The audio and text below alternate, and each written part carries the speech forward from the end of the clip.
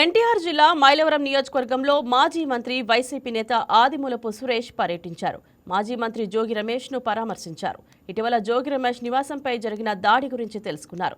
దాడి ఘటనపై మానవ హక్కుల కమిషన్కు ఫిర్యాదు చేస్తామన్నారు. ఆదిమూలపు సురేష్ అరాచకాల శక్తులు ప్లాన్ ప్రకారం దాడి చేశాయని ఆరోపించిన ఆదిమూలపు సురేష్ డైవర్షన్ రాజకీయాల్లో భాగంగానే ఈ ఘటన జరిగిందన్నారు. పోలీసులు తీరు మారకపోతే లీగల్ ఫైట్ చేస్తామన్నారు.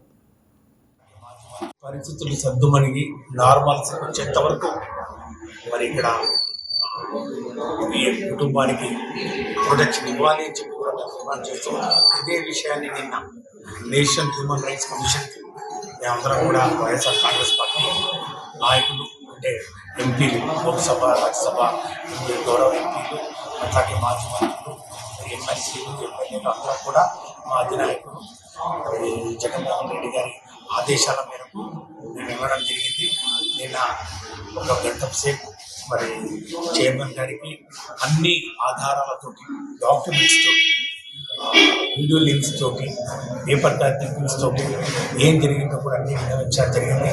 అట్లాగే ముఖ్యంగా దళితుల మీద దాడులు కూడా మరి జరుగుతున్నటువంటి విషయం, హత్య ప్రయత్నం చేయడం కాకుండా హత్యలు జరుగుతున్నటువంటి విషయాన్ని కూడా ముఖ్యంగా సాల్మన్ కేసు పిన్నెల్లి గ్రామంలో వైఎస్ఆర్ కాంగ్రెస్ పార్టీ కార్యకర్త సాల్మన్ దారుణంగా హత్య చేసినటువంటి ఉదంతాన్ని కూడా ఎస్సీ కమిషన్ దృష్టికి తీసుకోవడం జరిగింది. అక్కడ కూడా రిప్రజెంటేషన్ ఇవ్వడం జరిగింది.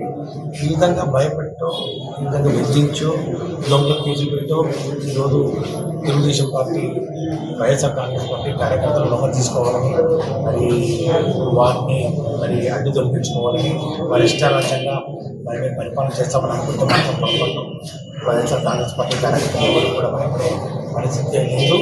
ఎక్కడికైనా మరి ఎన్ని కేసులు పెట్టుకున్నా కూడా పోరాటం చేస్తాం, పక్షాలు నిలబడతాం, ఈ ప్రభుత్వం యొక్క అవినీతిని ఎండగడతాం, ప్రజా వ్యతిరేక కార్యక్రమాలను అడ్డుకుంటాం అని చెప్పి తెలియజేసుకుంటూ ఖచ్చితంగా మరి జోగి కుటుంబాన్ని రక్షణ కల్పించాలని చెప్పి పదే డిమాండ్ చేస్తూ పోలీసు వారు దయచేసి రక్షణ పాత్ర వహించదండి.